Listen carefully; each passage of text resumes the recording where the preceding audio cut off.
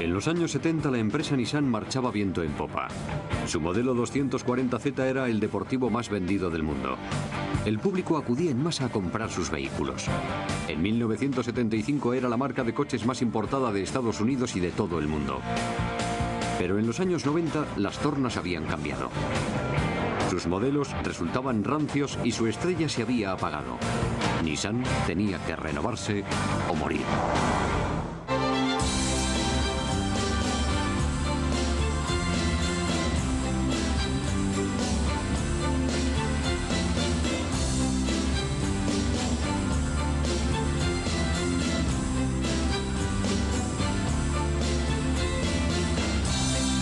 Grandes coches.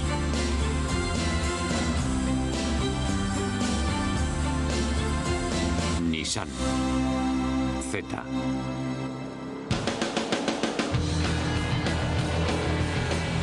El Nissan Z es la prueba de lo mucho que puede hacer un producto por una empresa. Se lanzó en los años 70 y causó una gran sensación. Hizo palpitar muchos corazones. Pero tuvo una muerte lenta y desapareció en los años 90. Su renacimiento simbolizó la vuelta al ruedo de Nissan. Para entender esta montaña rusa corporativa, hemos de remontarnos a sus comienzos. La empresa automovilística Nissan empezó a fabricar el pequeño coche de pasajeros Datsun en abril de 1935. Era un modelo que demostraba al mundo que Japón constituía una nación moderna e industrializada. Los preparativos de la guerra desviaron la atención de la empresa hacia los camiones militares. Después de la guerra, el país trató de rehacerse y recuperar el pulso económico. La fábrica de Nissan permaneció confiscada por las fuerzas de ocupación durante casi 10 años. Muchos de sus concesionarios la abandonaron y se pasaron a Toyota. El antiguo régimen ya no funcionaba. Nissan tendría que apartarse de la tradición. La producción de camiones se reanudó en 1945 y la de coches de pasajeros en 1947. Pero la empresa estaba sumida en un conflicto permanente entre los directivos y los empleados.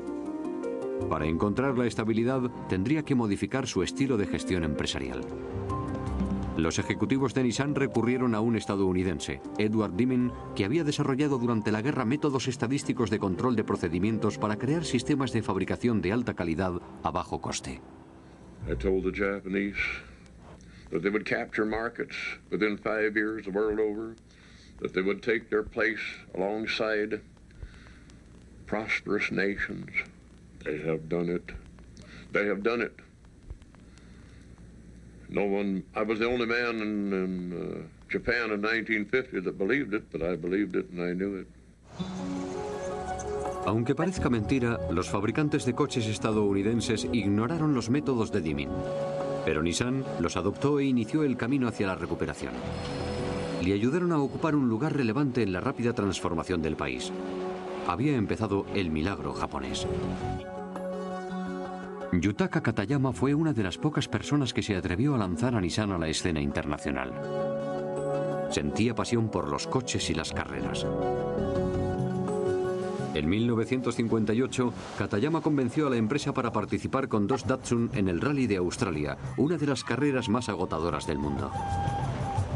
Los coches obtuvieron la victoria en su categoría gracias a la resistente ingeniería Nissan. En Nissan, la ingeniería siempre ha sido más importante que el aspecto comercial. Por eso, en el pasado, las ventas han sido un poco flojas. Pero incluso en las peores etapas, la empresa supo mantener su posición dominante en materia de ingeniería. El mundo reconoció las hazañas de Nissan y otorgó a Deming el premio a la excelencia en ingeniería. Nissan lo interpretó como una señal de que ya estaba lista para exportar sus coches. Constituía una decisión costosa y arriesgada, pero era la única forma de crecer.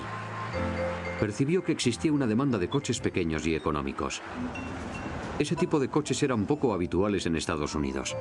Los coches grandes dominaban las carreteras, pero había gente que compraba Volkswagen y otros automóviles europeos.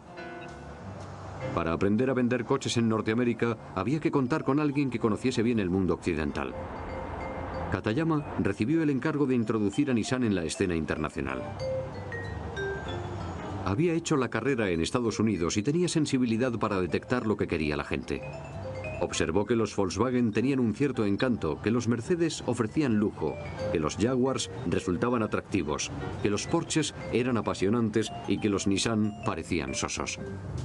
Todo el mundo sabía que se enfrentaba a una tarea difícil. Decidió vender los coches bajo la marca Datsun para que la reputación de Nissan no sufriese si el experimento de marketing global fracasaba.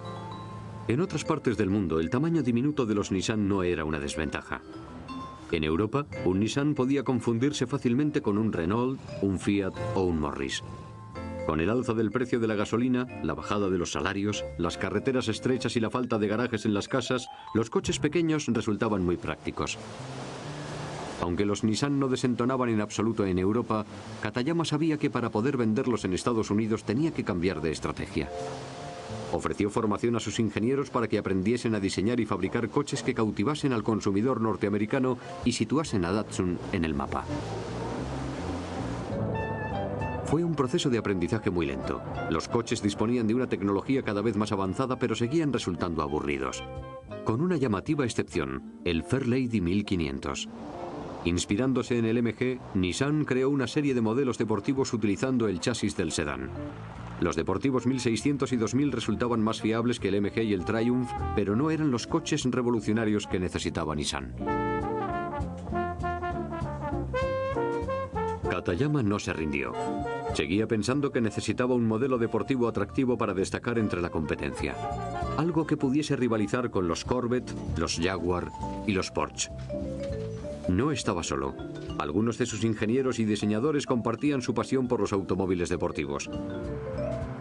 La empresa contactó con Albert Gerth, un diseñador de coches deportivos alemán, para que les ayudase a diseñar un prototipo. Era famoso por haber concebido los BMW 503 y 507 de 1957, dos deportivos que se consideraban verdaderos clásicos. Muchos creen que el trabajo que efectuó para Nissan inspiró los primeros diseños del que se convertiría en el legendario 240Z. Katayama había sido ascendido a presidente de la filial de Nissan en Estados Unidos y no dejaba de insistir en la central japonesa para sacar adelante su proyecto preferido. Su perseverancia dio como fruto la formación de un nuevo equipo de diseño para desarrollar un deportivo para el mercado estadounidense. El plan recibió el nombre en clave de Diseño Nissan, Proyecto Z, porque ya se habían utilizado las demás letras. Gerth había enseñado a los ingenieros japoneses a reproducir los planos en maquetas de arcilla. Ello les permitió realizar prototipos en 3 dimensiones y observarlos desde todos los ángulos. Modelando con las manos podían palpar las curvas que querían que tuviese el coche. Una vez que acabaron la maqueta, empezaron a fabricar prototipos. Katayama quería que el coche tuviese un aspecto moderno y estilizado. Pidió que lo probasen en un túnel de viento y lo refinaran como si se tratase de un coche de carreras. Se mostró satisfecho con la forma, pero exigió que se efectuasen más pruebas. Antes de fabricar el coche en serie, tuvo que superar una serie exhaustiva de pruebas contra posibles accidentes. La seguridad era una preocupación cada vez más importante en Estados Unidos.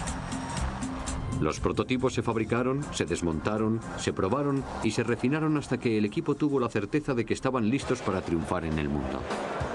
En 1969 llegó por fin el momento de enseñar al público los resultados de su trabajo. La empresa presentó el Fairlady Z en el Salón del Automóvil de Tokio. Concentró toda la atención